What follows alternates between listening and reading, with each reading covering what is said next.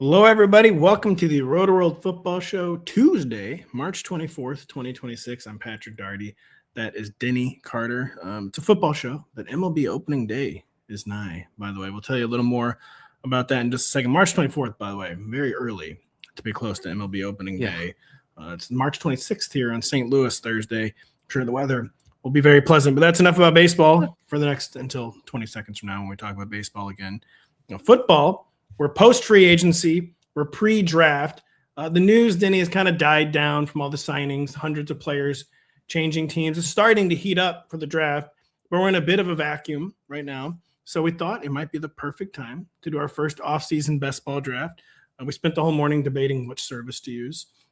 You're apparently a DK cruiser. You're out there just like lighting it up with golf and stuff. Yeah, can't be stopped, honestly. Your bankroll is too high to even show on screen. It's too high. Yeah, I mean, I got to actually let other people win once in a while. You do. So Denny's going to do a draft for us.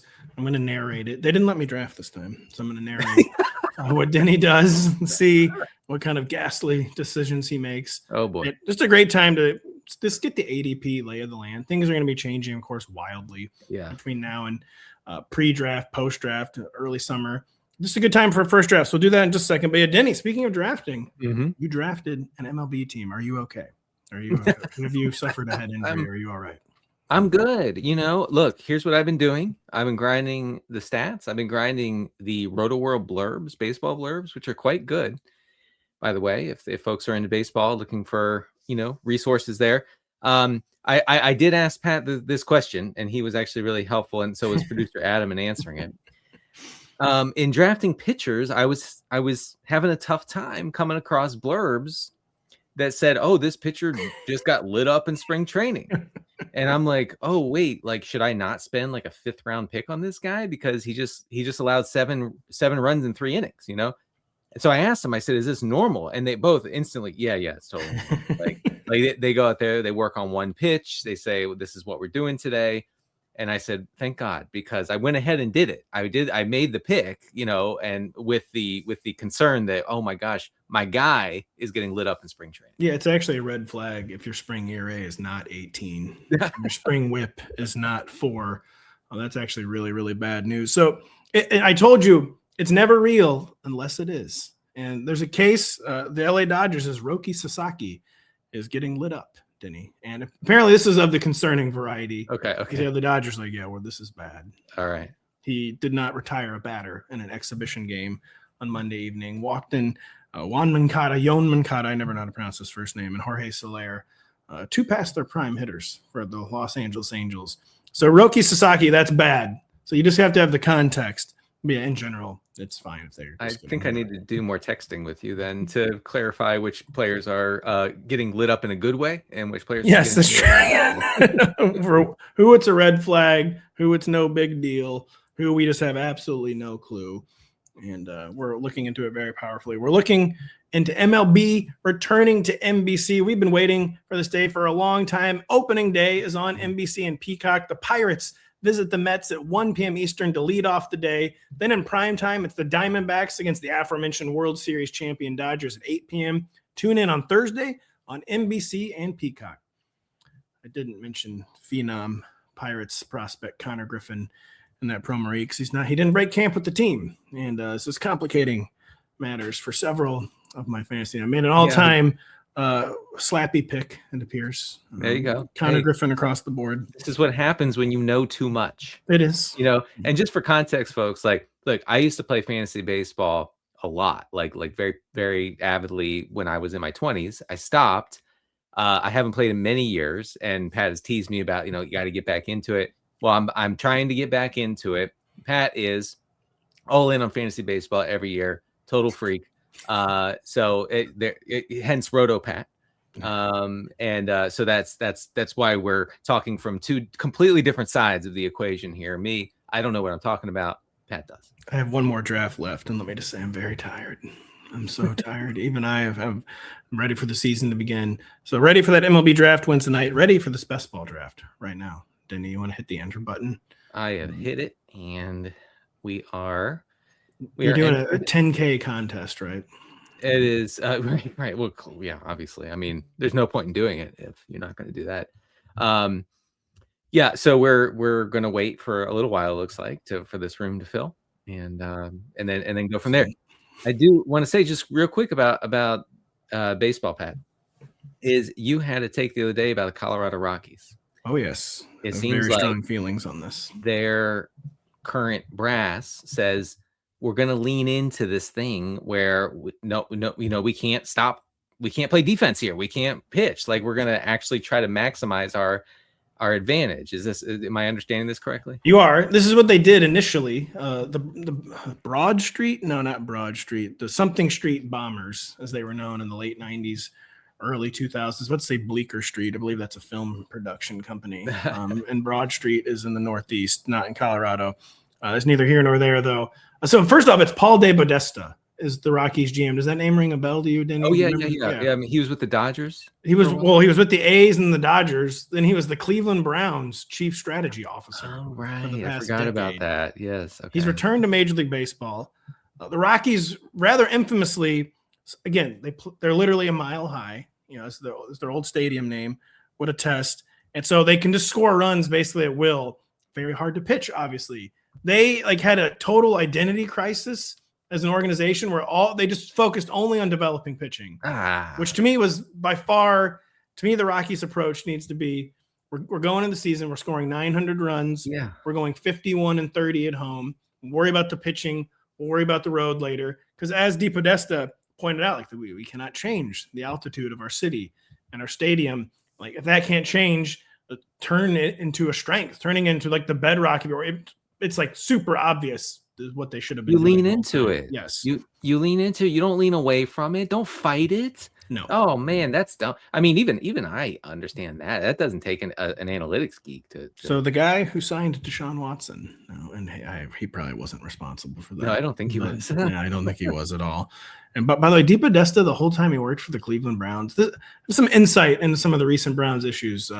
Where do you think he maybe lived the entire time he was a Cleveland Browns executive? I think Los Angeles, naturally. San Diego, California is where he lived. Even nicer Los Angeles in terms of the weather. And but anyway, by the way, how full is this draft? Not full. So I wanted to ask which teams we're going to try to stack here, because as you know, in best ball, goes without saying the Colts. You like to with Riley Leonard. Yes. You like to stack offenses, and that increases variance, and that's what you need to kind of rocket up the leaderboards in these large field tournaments. So teams that I was thinking, if I could just share after looking at some ADPs here, specifically for rookies, because man, I need to get my bearings there. I like stacking the Niners. Because you can do it kind of easily. It would require CMC obviously in the first, Mike Evans, Purdy, and George Kittle, and I think that's gettable. And then the Bears are an interesting one. I know. Oh, interesting. He admitted. Caleb Williams, I know. Yeah. But you remove DJ Moore, you have a little more clarity. Obviously, you got to get Colston Loveland. Obviously, Burden. I guess Odunze along with Caleb. What do you think? Yeah, I don't know about that. The Odunze thing, we do like the clarity the Bears have gotten with the DJ Moore trade. I don't know. Is Caleb's ceiling ultimately high enough? Will they lean more into the run?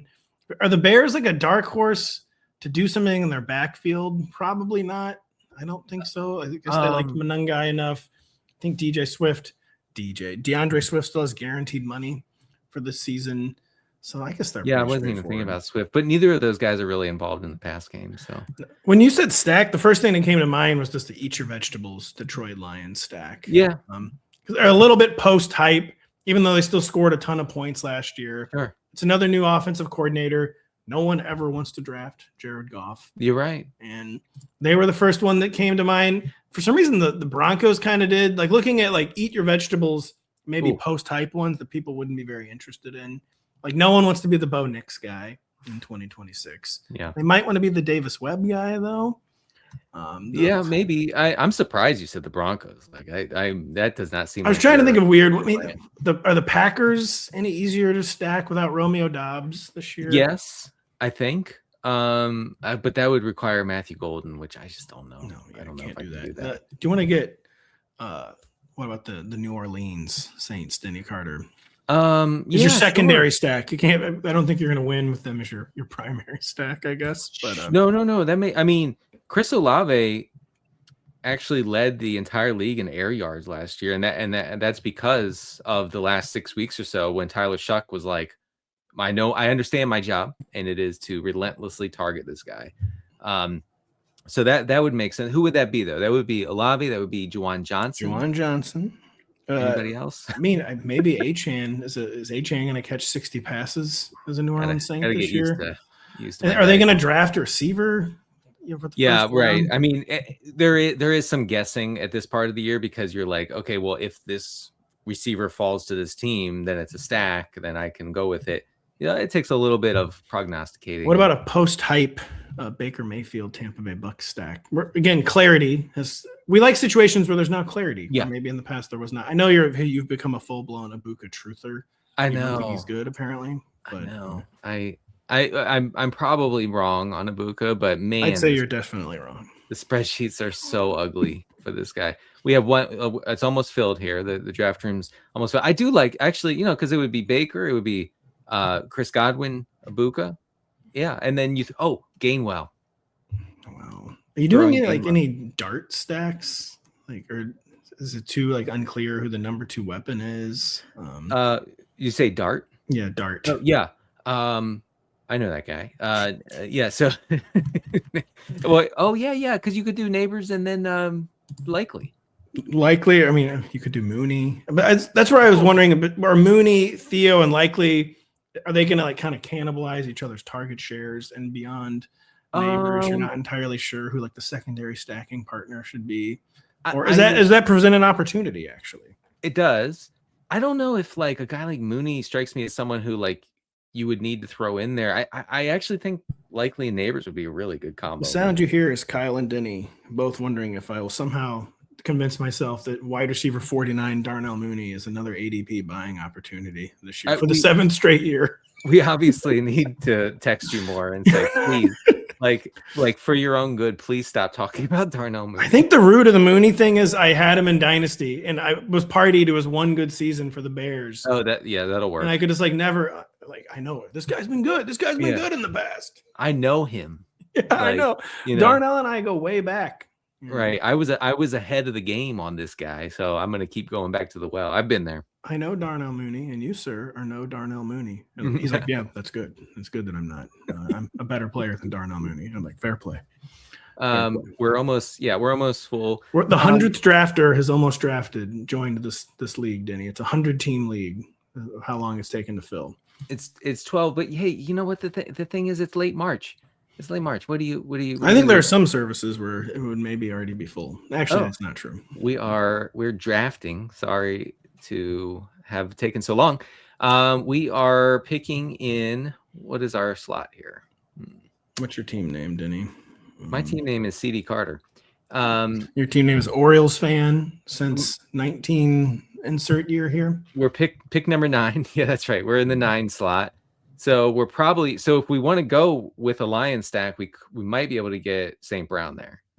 Yeah, St. Brown. I'd be all about that at the first pick. I'm not really familiar with ADP so far this year, Denny. Yeah, right. I mean, we're feeling it out. Yeah. Where's our guy JMO? Is he third round? I would like folks to give us a little grace here. Again, it's March. We have families. 49th. JMO's going 49th. Yeah, so early 5th for JMO. Yeah, and then Laporte is going 96th. And then Goff is going 101st. Did we make a Lion stack a self-fulfilling prophecy? I mean, it sounds doable. Okay, so, but we don't want to get too caught up on the stacks because, if CeeDee Lamb is there, I'd rather take him. Oh yeah. Where are we at on stacking? Obviously, it'll never lose its importance. But what was the buzz coming out of last season? Is it more important than ever? Did we maybe overemphasize it a little too much? Again, stacking will always be part of a large field tournament game. But is it rising or falling, or is it just staying? I read some post best ball season analyses that emphasize the importance of secondary stacking, which you mentioned, where you can get that very cheap wide receiver 1+ quarterback, and if they go crazy together, especially late in the season when you really need to get up there in the standings, and that will help. But the primary stack is also important. I don't know if it was like more important than ever last year. I don't know if it was like that. What's more important than ever is that the person on the clock picks. By the way, you said you thought this might be 16 rounds. I have bad news for you. It's 20. It's 20. You've never been more wrong. I hope you have a plan for a 20-man round. I hope you have enough players to make a 20th round pick. Are you going to be brave enough to take any rookies who do not have teams yet? Let me riddle me this, Denny. Yeah, sure. I was actually looking. So Jeremiah Love is going 15th overall. No thanks. Yeah, little rich for me. What are some other rookies here? Carnell Tate, wide receiver, going 55th, right around Rome Odunze and Christian Watson. I think that's pretty fair. If we're already struggling, then I could be like, yeah, just get on the Tate Express. Who cares? See what happens. Who's taking Tate? Could he go to the Saints? I feel like there's been buzz for that. I have seen at least 2 articles on that. Wow, that's more than it. By the way, I can't help it. Your balance is blinding me. Your balance is blinding me. I know a lot of people listen to this in audio form and can't see it, but it's like the suitcase in Pulp Fiction, where I can't even look at it. Yeah, no, you better not. So what do we have here? I'm having trouble finding like where is the list of the people being taken? Yeah, I don't know. I don't see it either, Denny. Oh well. Last pick, Jonathan Taylor. We are coming up here, and it looks like St. Brown's still on the clock as of this moment. So is CeeDee Lamb. So is Justin Jefferson, your guy. That's right. He's your guy too. Yeah, I feel like I've never heard you say a positive word about Justin Jefferson at this stage in his career. I know, but like, what do you? Yeah, no, I'm not taking him. There's Devon Achane. I think we should take whoever of St. Brown, and the guy timed out into St. Brown. So should we just take CeeDee at 1-9? Right, let's just take CeeDee Lamb. Is that all right with you? It is all right with me. I don't think George Pickens will repeat last season. I do sometimes wonder, though, if CeeDee Lamb is the best wide receiver, even on his own team, Denny. Yeah, no, I get that. I mean, could we stack the Cowboys? Yeah, I think we're full blown stacking the Cowboys now. It's Dak o'clock. It's going to be the Cowboys never have 2 good seasons in a row. Not that last year was even a good season in terms of like making the playoffs and stuff. It was a really good season in terms of fantasy points. They were printing those. The Cowboys do never have back-to-back good seasons. That worries me a little bit. Yeah, that sounds like analytics to me. It does. So our next pick is at 16. Honestly, we would have to take Pickens there if we want him. I mean, we're really flag planting. There's no let's feel out what kind of team this is going to be. If you take Pickens at 16, we know what kind of team it is. Yeah, because he's not going to get back to us, I don't think. We're building the Dallas Cowboys. If we take Pickens, it's because we don't pick again until 33. So that ain't happening. What are our other choices?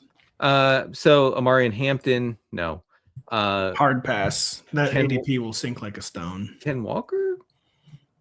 I'm going to be into Ken Walker this year. Ever the contrarian, after telling everyone how bad he was last year. Like, you don't understand. He just needed Andy Reid and Patrick Mahomes. How about Saquon Barkley? Remember him? I don't. I prefer not to. I prefer not to. So, okay, here I think it comes down to Nabers or Saquon. What do you think? So, wait, did Pickens go? No, Pickens is still there. I would do Nabers. Unless you want to do the turbo Cowboys stack, I actually am okay with that. I did Nabers. All right. Yeah. Oh, but you know what? We can stack up the Giants. I think that's okay. That's all right. I like that. We can Theo do the likely dart situation. 8th round Theo Johnson. Oh my god! I was like half paying attention. I was like, yeah, sure. Oh wait. Yeah, you have to be very careful to never to just agree too quickly to my aside comments. Right. Like to sneak in the non sequitur aside, and I catch you napping on those fairly frequently. I'm not doing Mooney though. I'm sorry to say. Please don't. please don't. Jalen Hyatt still on the team. I'm sure he'll break out any moment now. Oh god, okay. That was like, to me, that was like prototype fast receiver, who cares situation. Yeah. Like, I mean, ran fast once type of deal. I actually am happy. I'm seeing this in draft coverage and draft media. The draft industrial complex, I think, is finally acknowledging that like straight line speed for receivers, kind of who cares? Like they have to do more than that. It's a lesson we learn every generation with wide receivers. Like quite literally, like there's someone like Al Davis, like what if being fast is the only thing that matters? And yeah, never works. But every generation has to relearn this. They think they're rediscovering speed. Yeah, every 10 years. And but I think it gets conflated with tight ends because it's like, okay, no, the incredibly fast tight end matters. The incredibly fast receiver just doesn't. A lot of times an incredibly fast tight end is actually just a lousy wide receiver in hiding.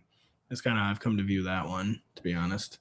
Well, I should say it matters more than the receiver who blows up the combine with a great 40 time. That makes a lot of sense. Yeah. Because it's always like, for the tight end, you're talking about a big guy, so it's like speed, size adjusted. Like wow, that guy ran like Sadiq, like Sadiq, who I'm writing about this week, and he is huge, and he ran a 4.39. Can I tell you something about Kenyon Sadiq? Most obvious bust I've ever seen in my entire life. Is that a fair take? That is, my take is that there's no chance. Did he ever produce like even once? He had 2 good games last year. He had that's otherwise known as the Dalton Kincaid plan. He's not going to be as good as Kincaid. Wow, really? So we're flag planting on March 24th that Kenyon Sadiq no chance to be an impact NFL player. Is this a little too soon for us? No. I'm feeling very confident in it. I may have been emboldened by my Travis Hunter take from last year, where I was like, "Is this guy good?" He does seem like the classic guy who tricks the spreadsheet people, and the spreadsheets have like immeasurably improved our understanding of the game, but they do lie occasionally. They do. I feel like like big guy runs fast. It seems so good in theory. And so often in practice, it's like, and they easily blanketed Kyle Pitts yet again. Right. I know. And I think, with the Pitts situation, I know that you were early on Pitts not living up to the hype, but I think the speed thing is that like, if he goes down with an injury, if he gets dinged up, what does he have left? If he doesn't have the speed, and that's when true. Pitts didn't have the speed, he didn't have anything. Well, that's what that bears itself out so much with guys like John Ross, maybe the poster boy for this. Where if you're a one-tool guy, it's fine a lot of times as long as the tool is sharp and working. Right. But like losing 5% of your speed is bad for any NFL player. But when you're a speed-based specialist, that's when it becomes like ruinous. We're like, I don't understand. It was just like one groin injury. Like how is so-and-so never the same? Like, well, he lost 2% of his athleticism and that was all it took. And that was all it took, because that really is how thin the margins are in the NFL. And that is always the danger. Those kind of players. Denny back on the clock, third round. So do we want to get just boring and go for touchdowns with Josh Jacobs? No, but yes. We don't want to time out into Dak. I can tell you that. No. You got the top of your queue. You don't have to worry about that. Yeah, all right, we're going to go with Josh Jacobs. We're just as our one little anchor running back, okay? Here's what we know about Matt LaFleur. He loves Josh Jacobs, and he will base the entire offense around him. He gets all of the goal line looks in a pretty good offense. So I feel okay about that pick. I mean, I was thinking about Colston Loveland because I kind of love Loveland. Really? Love him. Yeah. I wish we should have done. We should have talked about the pick. We should have. We should have maybe talked about the pick once. We should have just simply mentioned, hey, we're almost up. Okay, now we're almost up for pick 40. Well, real quick, you said what we know about Matt LaFleur is that he loves the run. I was going to tell you what I don't know about the Packers is who the number 2 running back is. Another reason Josh Jacobs is a fairly good pick there. It seemed like maybe a team that could take a day 2 running back. They don't want to be as light as they are in the backfield. Josh Jacobs, always a meat and potatoes pick. Absolutely. I approved there. Round 4, what are we thinking? So Loveland's still there as of this moment. and Loveland is still, yes, he's there. Just take a good player, question mark. This is a good time to just take a good player. I think we should take one good player. Take one good player. Take Colston Loveland. What do you think? I know this reference is beginning to get dated, actually. One of my favorite references is always Varys versus Littlefinger from Game of Thrones. You know, like the two powers behind the throne. Sure. And the George R.R. Martin, then HBO epic. Tyler Warren and Colston Loveland were like the Varys versus Littlefinger of like young tight end production last year. For a while, it appeared Tyler Warren had a leg up. Colston Loveland won decisively by the end of the season. Who's running King's Landing in 2026, Denny? Is it Colston Loveland? Is it Tyler Warren? I mean, you know, just from an aesthetic perspective, I feel like Loveland is way more exciting than Tyler Warren. Like his game, you know, like he operates more like a wide receiver than Warren. Warren is a tight end, you know, like that's very clear, and that's okay. You know, I tried to poke holes in his profile from last year in a show last week, and I simply could not. It's too good. It's just rock solid. Do I think Tyler Warren has that like next level upside as far as stats go? I don't know. I don't know, especially with the quarterback situation. I don't know. But you know, because Loveland's quarterback situation is so much better, and he's in Ben Johnson's offense, and we know that Ben Johnson really committed to him as an every down player, every down route runner, most importantly, late in the season. If we can get that just going for this year again, I think he has all the upside in the world. Every time Denny is forced to admit tacitly or otherwise that Caleb Williams is good, a hater loses his wings. And a hater crashes down to earth. Was he good in like a traditional sense? No, he was not. Well, actually, it was in a traditional sense where he was good. Where quarterback making plays, I don't see the problem. And he's kind of a quarterback making plays type of guy, kind of an old-fashioned. He is old-fashioned. He is old-fashioned. He makes plays that very few guys can make. Josh Allen? I was saying, it reminds me of John. This is how like elite quarterbacks used to play, like John Elway. Like this is why like modern football fans are always baffled when they pull up like John Elway or Troy Aikman's Pro Football Reference. Like this is your Hall of Fame quarterback. Yeah, like, right. You don't understand. They could clothesline the quarterback. right. And like you don't understand. The quarterback actually got hit, and like John Elway. You don't understand. Would just spend half the game running around trying crazy stuff. A lot of times it would not work. It would go. Let me honestly, it didn't work a lot. Yeah. But he went to the Super Bowl 42 times and then finally won it. And he won too. He did the final 2 times. Colston Loveland versus Tyler Warren. I think maybe my take. Colston Loveland, pure playmaker. Tyler Warren, for better or worse, like pure football player. He just does everything. That's why coaches love him. But you can line up at fullback. Like I'm sure they'll probably line up Colston Loveland fullback this year because teams are addicted to doing crazy, dumb things. But Tyler Warren, such a good all-around football player. Colston Loveland, for fantasy purposes, maybe just a better playmaker. Maybe that gives him the edge.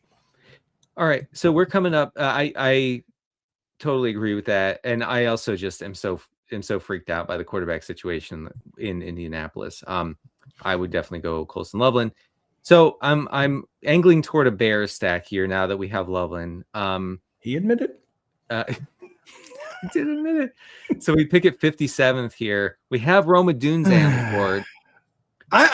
Odunze has failed for 2 different regimes now. Pretty glaring red flag. I mean, they did trade DJ Moore. In theory, a vote of confidence. It might just be a vote of confidence from Ben Johnson, like in himself. Might not have anything to even do with Odunze. I would say I'm officially capital C concerned about Odunze, but to make the numbers work, you might have to draft him. If you have to draft him, I can forgive you. So I'm going to make a bet on the Bears passing game going Burr, and if it goes Burr, then Odunze is going to be involved. You know what I mean? I mean. Olamide Zaccheaus was involved last year, though. But Rome was banged up. I mean, he does have an injury. Rome is the classic guy where I don't take injuries as like a good alibi. I'm like, oh wow, yeah, I know. Neither do I. And actually, I the other day online I pointed out that Odunze, struggled with this and that metric and everything, and he was hurt. And I said, well, the guy's always hurt. I mean, I don't know what to tell you there.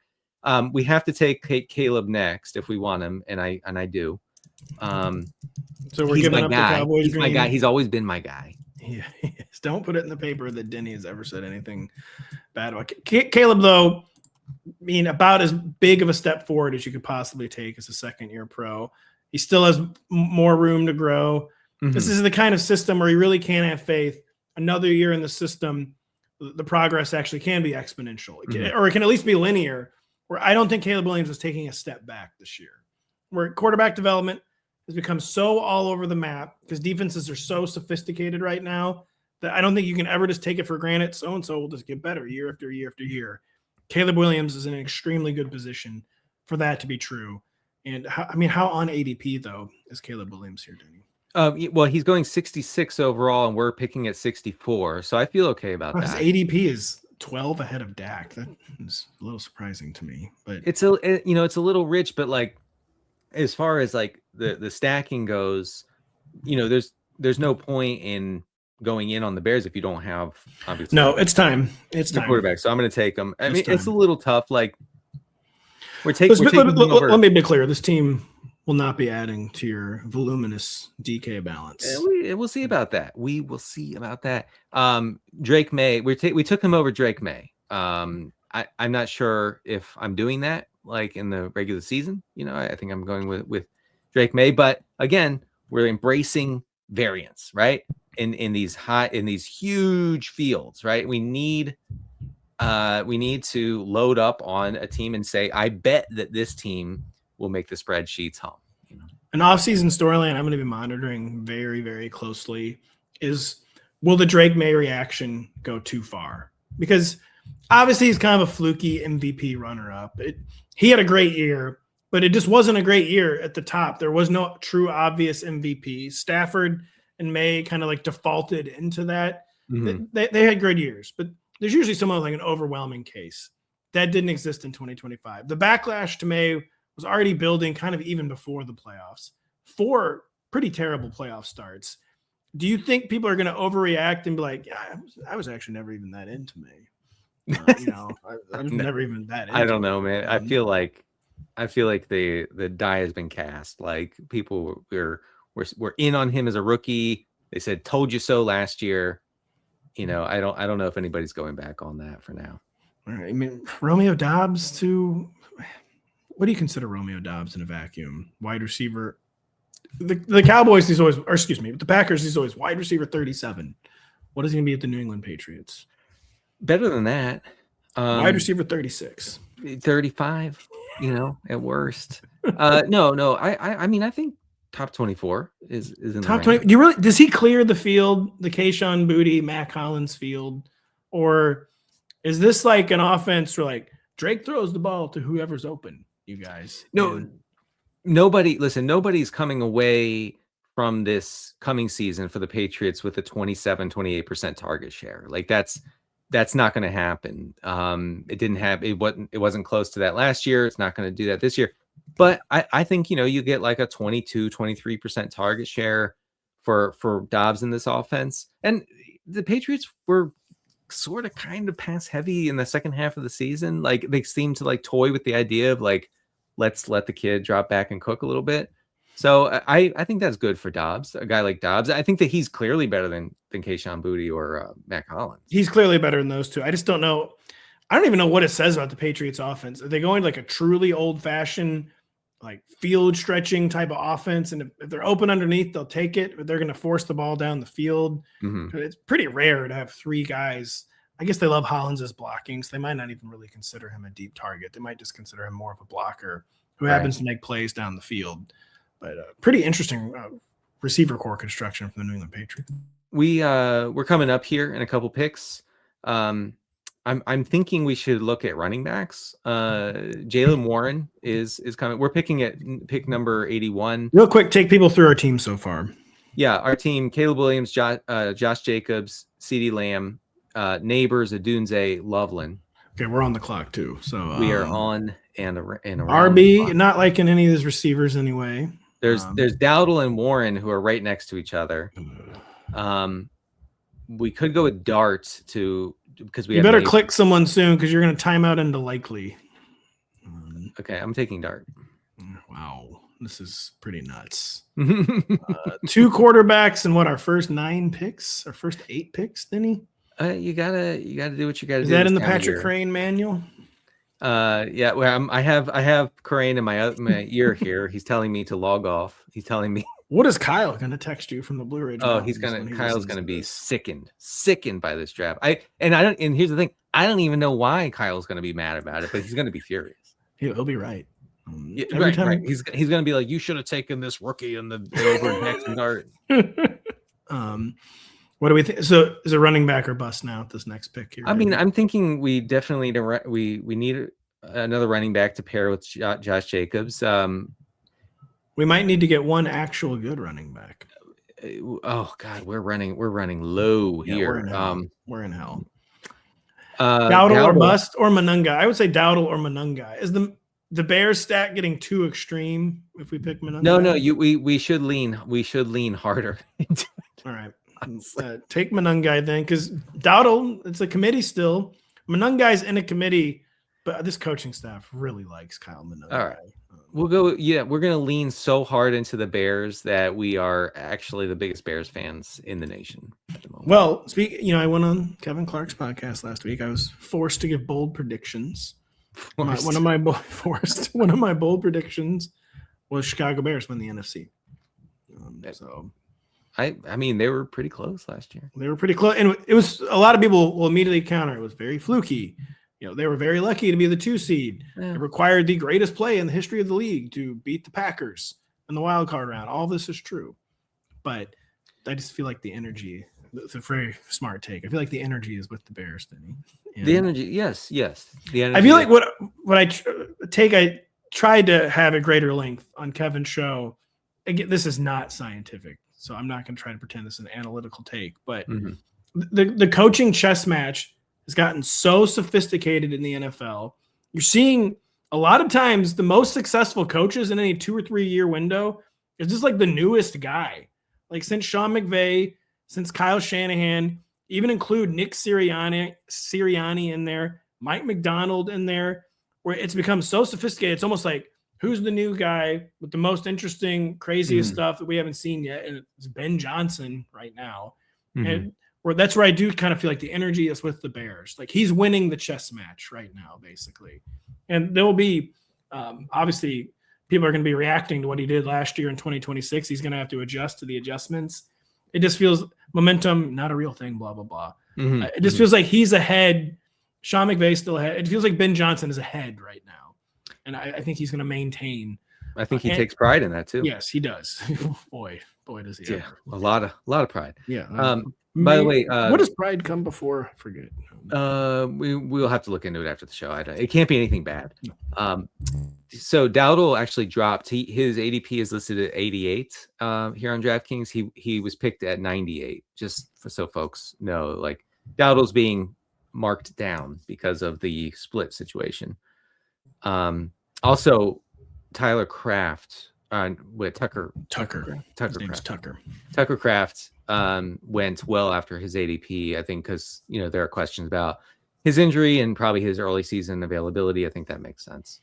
Probably a good sign for him that Romeo Doubs is gone. I mean, the Packers, they'll just have some other guy. Like Bo Melton's going to be a bigger part of the Packers offense this year. I mean, you look at LaFleur is a Shanny guy through and through. His goal is to make no names into household names, which is why he wants Anthony Richardson. Have we talked about this? The Packers, they want Anthony Richardson to replace Malik Willis. Richardson, Anthony, if you're listening, you need to get to Green Bay. He'll lead the league in EPA on his 78 attempts that he has this year. Yeah, man, look, if you want to revive your career, there's only one path, and it goes through the frozen tundra. How does Jordan Love miss 2 to 3 games every single season, by the way?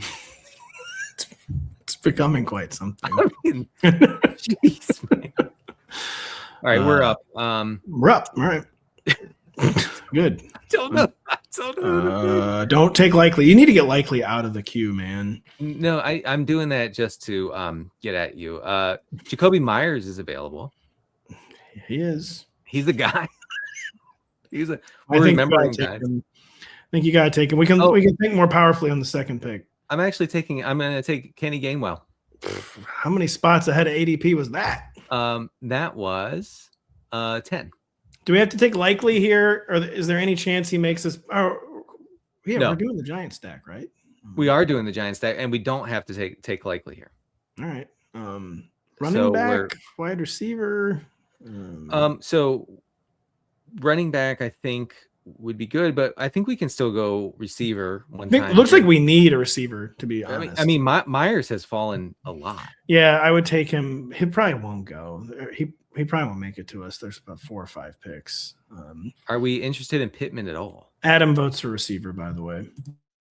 I am interested in Pittman. Pittman, he's almost become like an early down running back style pick. Like no one ever wants to do it, even though like the touch floor is so high. Because since it's been established Michael Pittman doesn't have a ceiling, it's like I'm not doing that. And he just went anyway. I know he didn't just go. I'd be fine with Pittman, actually. You know who I'm interested in here is Jaden Reed going. His ADP is 111. But it might work for us. I think, if he's healthy, which he never is, I think that, they do like to target him at a high rate. I think before his injury, he was being targeted. Jaden Reed just went, by the way, so we can't take him. Who went? Jaden Reed. That stinks. Josh Downs, we're on the clock. Mr. Craig. Oh, Downs. I'd say Pittman or Downs. I'm going Downs. Why'd you start talking about Pittman if you weren't going to take him? We're doing a podcast. I'm trying to start some conversation. Pittman, he played through a broken back. He needs so many targets. Take Pittman. This is gross. I love Downs, but he doesn't stay on the field. No, he doesn't. We don't know the quarterback situation. Whereas Pittsburgh, we know the quarterback situation quite well. Yeah, we know who it's going to be, and I think everybody knows. Yes, and we can just move on. It's gonna. I will say Pittman is great for Rodgers. Like Rodgers is gonna love this guy. Oh yeah, he might lead the league in targets. 184 targets somehow for Michael Pittman. 139 of which came with a broken back. I want to say you're completely wrong, but you're probably right. I'm both. All right. So here. Oh wow, Kenyon Sadiq is going at 123. By the way. Wow. Right before. Jake Ferguson, who will easily outscore him. Like just the toolsy freak tight end that is 10 times out of 10. Like I just let someone else make that. Okay, yeah. Here's something that people are not going to like to hear. Travis Kelce is going about 8 picks after Sadiq. Travis Kelce is going to easily outscore Sadiq. He might literally double him up. He might double or maybe even triple his fantasy points. Not even a joke. So like. Kenyon Sadiq, I mean, at some point, production matters. All right. 500 yards, it's not nothing. But I just don't understand how you could ever take someone who's a junior. I know. He's been in college 3 years, playing for 3 years. And you're going to take someone in the first round that doesn't even have 1,000 career yards. Alibis abound, blah, blah, blah, blah, blah. Nah. But you have to be nuts. I'm trying to save like some of the good stuff for my article that's going to come out on Thursday, but Sadiq was outside the top 25 in yards per route run among tight ends last year in college. What? His yards per route run was 1.88. That's like miles from where Tyler Warren and Colston Loveland and Brock Bowers were coming out. If you could somehow translate that to the NFL, that would be a great mark for an NFL tight end, 1.8. It wouldn't be elite, but it would be pretty solid. Be fine. But you take a huge hit. By the way, sorry, I was typing very loud. I thought I was muted. It's okay. It's not muted. But been accused of being allowed. I think Adam actually one time when we were at the Super Bowl together, jokingly, a lot of people pointed out that I'm a loud typer. You know what? You type with purpose, and I appreciate that. I do everything in my life with purpose. I go up the stairs with purpose. I type with purpose. Adam confirms I'm a loud typer. You have that dog in you. Well, how are you supposed to type quiet? All right. So what do we got here? We are coming up here. We're gonna have. Oh, likely was taken. Oh no. And all right, that's the end of the show. We'll be back on Thursday, folks. Yeah, with Kyle. Talk to you then. No reason to live anymore. Put Theo Johnson in the queue, maybe, didn't he? Somebody took likely 18 picks ahead of ADP. It was Wow. me, by the way. That stinks. That was me. I'm drafting a team. I took him. Oh well. All right. So okay, hear me out. Hear me out. I mean, just let's relax for a second. All right. And let's take Malik Willis. Downs is still there. We don't take a third quarterback. I would take Downs. Take Downs. We wanted him last time. Unless are we overloaded at receiver? Dude, we need a running back so bad. It's insane. All right. Oh wow, this is pretty grim. Tyrone Tracy. Oh no. I was gonna say Aaron Jones, but that we need to have more pride than that, don't we? Well, we could go. Could we go with Mike Washington as a? Yeah, let's do that. I don't know anything about him, so take him. I'm sure. Yeah, man.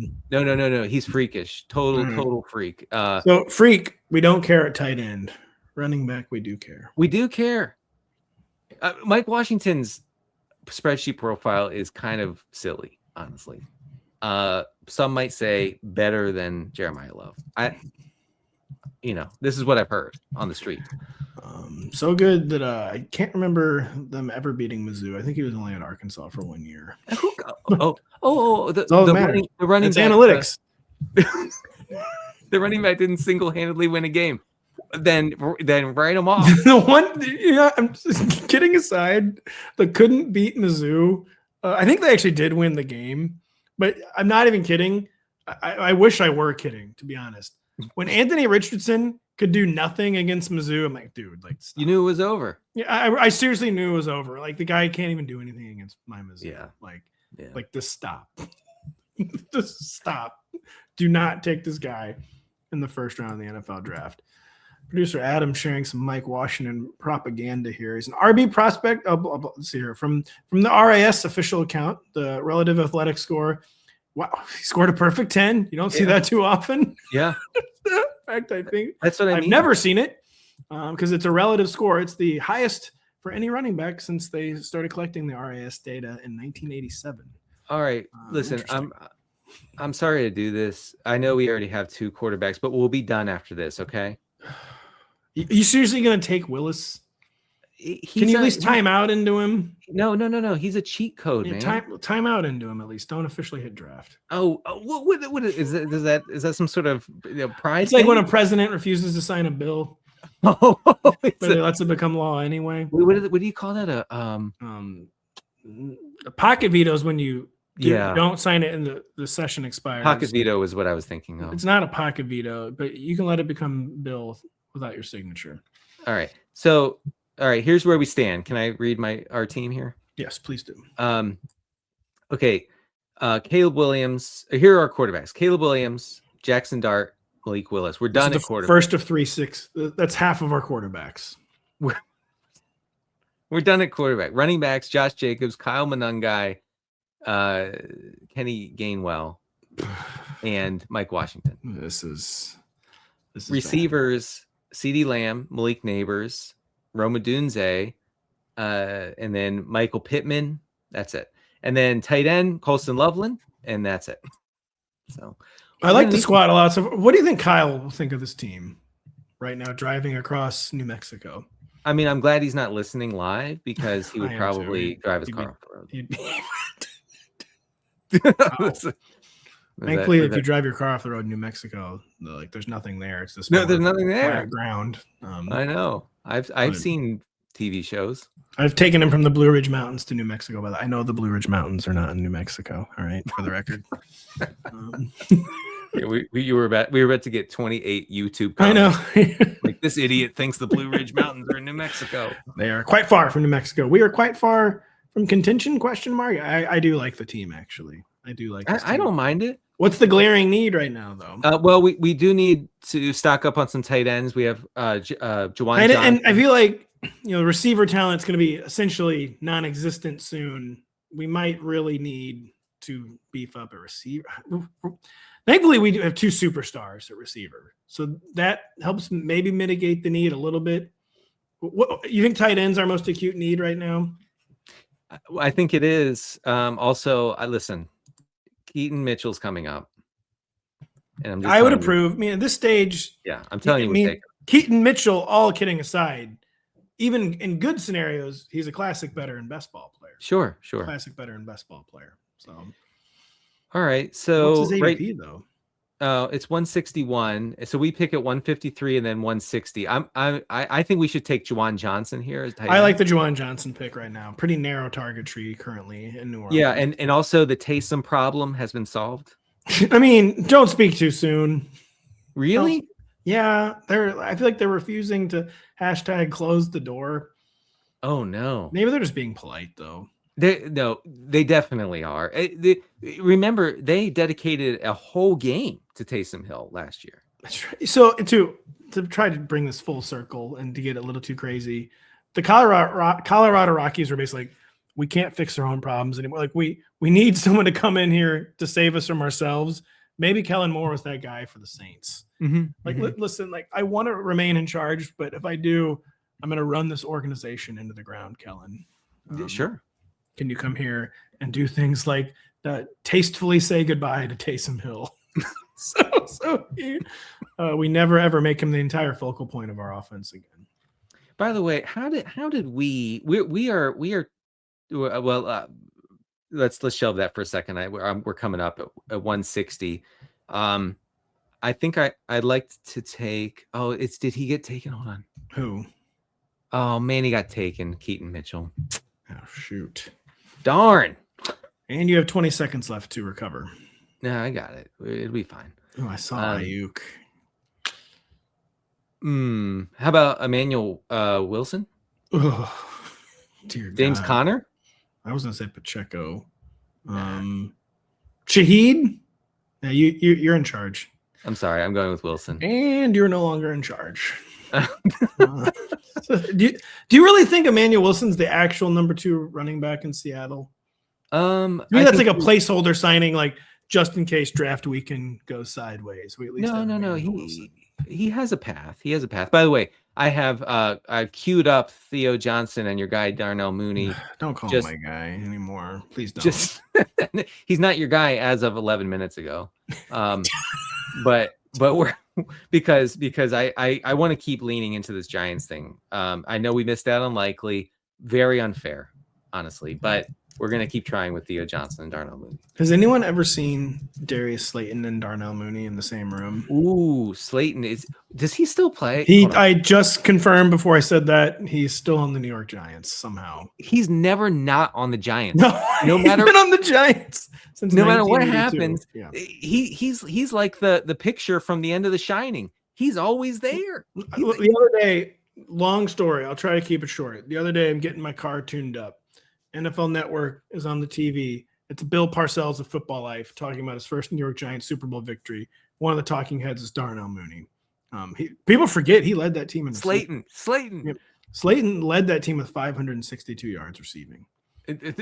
I know he was only 25. Yeah, yes, that's right. I think he should be in the Hall of Fame. You and me both. Let's see who's going here. We're entering.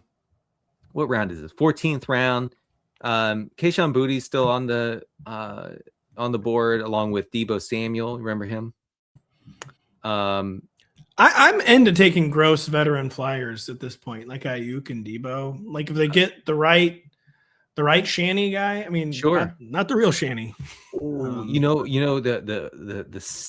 sick fantasy player in me loves AD Mitchell. I was gonna honestly say the same thing. Really? Yeah, because he's especially with Geno Smith. Actually, yeah, like they're a toxic match made in heaven. Oh yes. Listen, I'm not saying Garrett Wilson's bad, but I'm saying that AD Mitchell, if he can catch a little bit, we just witnessed an entire year where Geno Smith's like, instead of throwing to Brock Bowers, what if I threw to Trey Tucker? He would not stop throwing it to Trey Tucker. What if I throw to Trey Tucker instead? And he's always open. Yeah, he was always open. All right, AD is always open. Now the question is, are his hands open? Are they bafflingly, inexplicably closed as the ball? Listen, AD, if you're listening, you got to make like better decisions on the field. Don't drop the ball before the end zone. Okay, he didn't. Eli Stowers just went. No, I'm not. What kind of prospect is he? Okay, I'm going to take 80. Take 80 Mitchell. Take 80 Mitchell. Better in best ball. Hashtag. For sure. So I think we're kind of good on receiver for now. We're going to need running backs and tight ends. Denny, do we have another pick coming up right here? We do at 184. Okay. After we pick, I might tell folks a little something about Premier League mornings. Just a little spoiler alert. Okay. By the way, as far as like the tight ends go, we do have Hockenson available. I like it. It seems shockingly low. Right? Yeah, shockingly low. Let's do it. If he reaches us. About your guy AJ Barner. Not enough balls to go around. Are you sure about that? Yeah. They got one guy. If it's not JSN, then nobody else is fantasy relevant in the whole offense. Yeah, I feel like that was a 1 year thing. Not JSN's dominance, just that no one else could like it. It's pretty rare for an offense to be one target year over year. No, you're right. I mean, I was banking when I said I was skeptical of JSN. I was banking on that not happening, and then guess what, Pat? It happened. You to be clear, you were direly wrong even before the season began. No, thank you for clarifying. You're on the clock right now. All right, are we good with Hockenson, or do we want Njoku? No, Hawk. Take Hawk. The Vikings are getting back to basics this year. Back to basics means a 4.7 dot. Exactly. A lot of useless TJ Hockenson targets. We don't love to see it in real life football and fantasy football.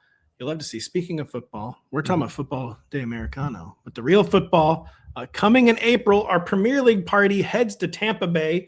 Join Rebecca Lowe, American Tim Howard, and the Robbies for an exciting 2 days of Premier League matches under the Florida sun. To register, scan the QR code or head to NBCSports.com/PLMorningsLive. We have to stay focused on this draft, but if you, for those who don't follow the Premier League, just Google Tottenham relegation. Just trust me. Or search it on social media. You're going to see some of the larger fan meltdowns you've ever seen. Our fans are melting down over how bad our running back core is. Actually, I don't know.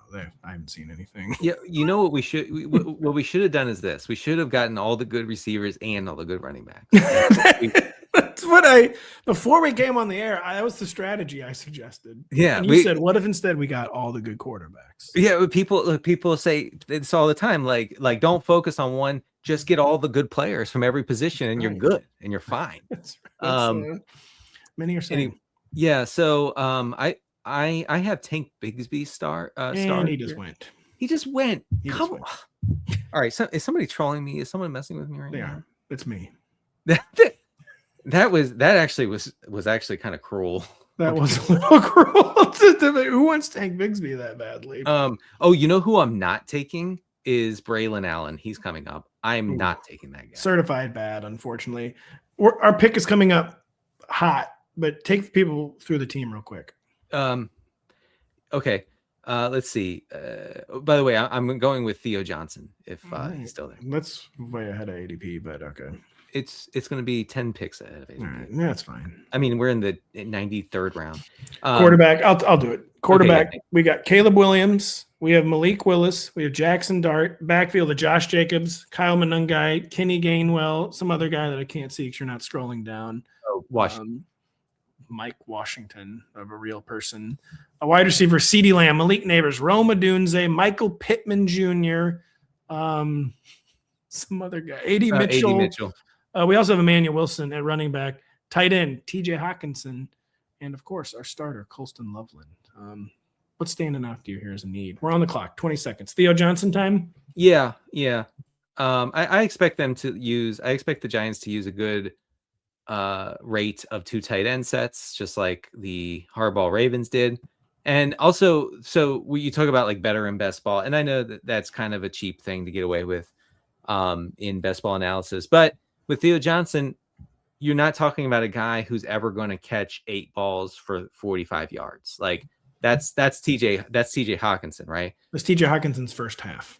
With Theo Johnson, you're talking about a guy who's going to catch 3 for 40.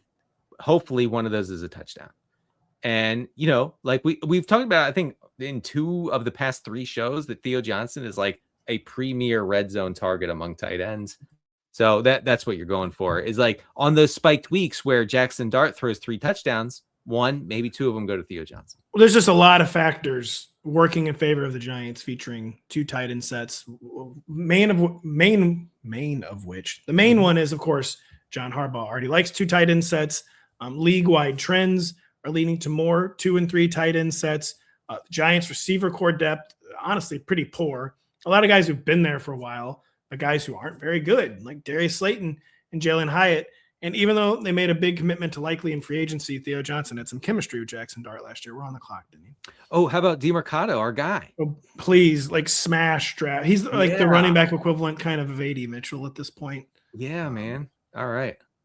Demercado is – what do you think is going to happen? Is he going to be totally slept on, or is he going to be like a rug pull specialist? Because to me, it's very obvious the Chiefs want this to be a 2-back approach. To me, I don't think the Chiefs ever wanted the Jerick McKinnon role, quote unquote, to go away. Mm-hmm. They just didn't have anyone who could do it. Emari Demercado would do it better than anyone on the team last year. All apologies to Brashard Smith. I wish that had worked out. It did not. They need quality touches anywhere they can find them. They're not getting them in their receiver core. Emari Demercado, I feel like, could be a really important fantasy pick in 2026. I think he definitely has a path to being a double-digit touch guy, depending on Walker's health. By the way, I just want to be clear to everyone. I just realized we have 4 tight ends, and I know that's not how you're supposed to do it. And I totally forgot about Juwan freaking Johnson, and when I took Theo Johnson. Wow. And I was saying Johnson like several times, and I'm going, wait, is it Juwan? Is it Theo? And I'm trying to talk with Pat, and honestly, I have to say, Pat just kept talking. No. I had to say this thing where you're drafting a team and podcasting and saying that it's hard. It's hard. And people are going to laugh hard when they hear that of our 20 roster spots, 7 are taken up by quarterbacks and tight ends. Yeah. No, I totally understand this is not the way you're supposed to do it. They're going to laugh at us. Crane still listens a lot. Really hope he doesn't find. I don't know. I don't remember what we did on Tuesday. Yeah, we're gonna have to text Crane and tell him not to listen. I don't remember what we did on Tuesday's show. I think we just did a news roundup. Right. We just did a news roundup. We talked about the best slot corners of 2025. Tell Kyle we didn't do it. Kyle, with you out of town, we sent it a bag in the show. Yeah, we actually just didn't do it. No, that was this weird. Like, I think AI error where it said there was a new episode, but that's like they're trying to fix it. The NBC engineers. They are, but just don't look at it. Don't click on it though. Is it dumb to take Sean Tucker when we have Kenneth Gainwell?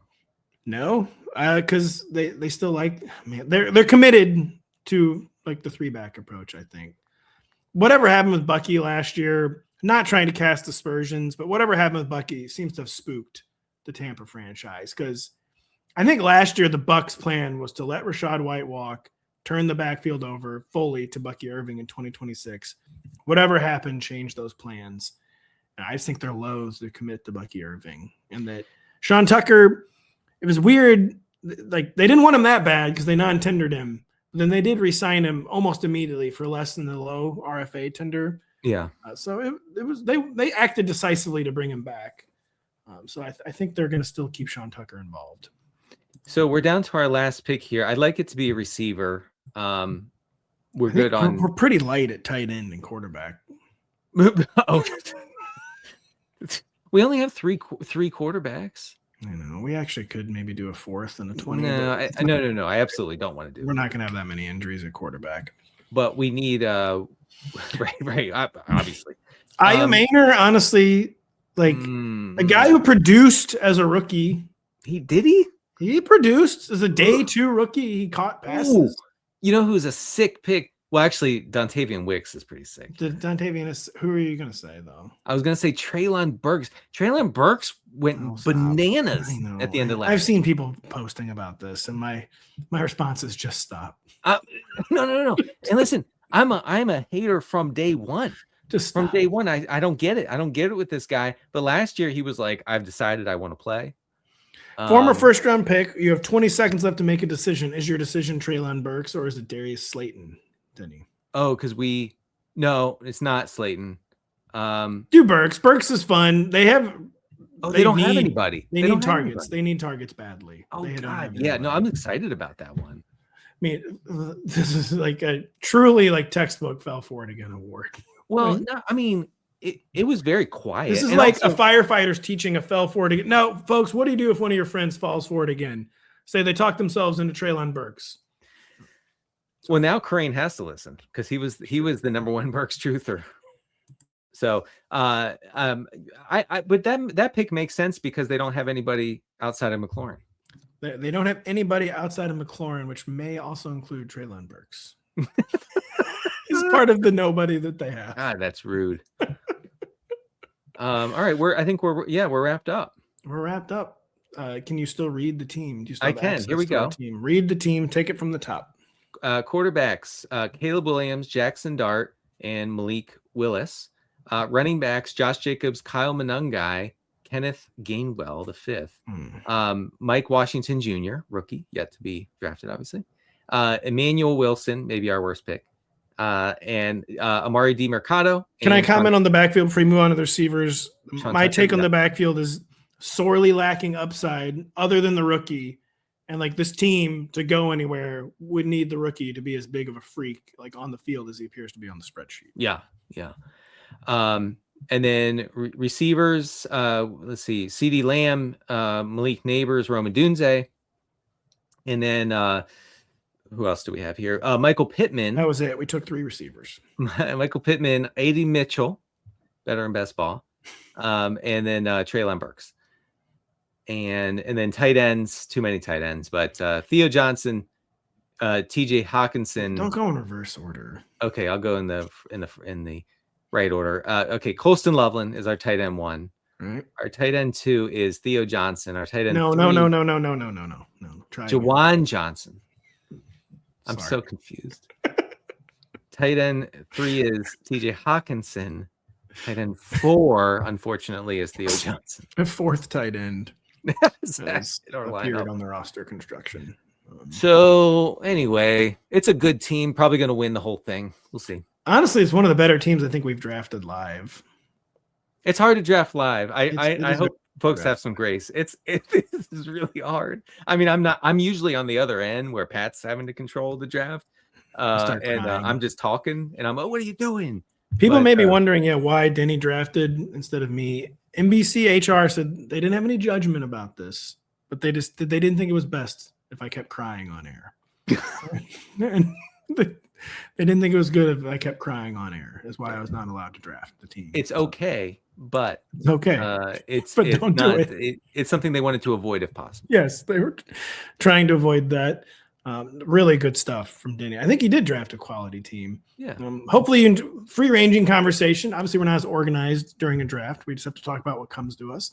I thought a lot of it was pretty interesting, though. And just kind of digging into the offseason really, truly can start looking ahead to 2026 drafts finally. Because the big domino and the draft's a bigger domino than free agency, but one of the 2 big dominoes, we can start to see the teams in our mind's eye. You can really do it after the draft, but it just seemed like a good time to get the conversation going. So we hope you enjoyed it.